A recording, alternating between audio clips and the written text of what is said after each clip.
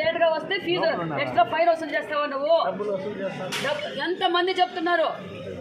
PhonePe చేయమంటావా నువ్వు అర్ధరాత్రి పోయి పొద్దుతోంది సాయంకాలంతో 7 గంటలు పోయి నువ్వు అర్ధరాత్రికి వస్తే గేట్లు తెచ్చుకొని ఉండాలా?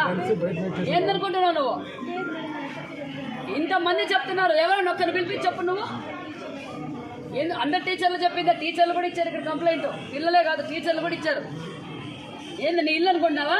ఆ మెయింటెనెన్స్ చూసినావా ఎట్లుందో?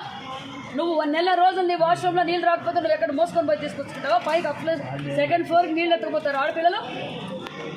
రిపేర్ చేయిస్తే నీళ్ళు ఎందుకు రావడం లేదు? కింద బాత్రూంలో నీళ్ళు రావడం లేదు, పైన బాత్రూంలో నీళ్ళు. మగపిల్లల బయటకు పోయాకే తిప్పేస్తారమ్మా. ఎన్ని రోజులు తిప్పుతావు? అవునమ్మా, నెల రోజుల నుంచి వాళ్ళ పిల్లలు ఎక్కడి నుంచి తీసుకురావాలి? చేయిస్తావు.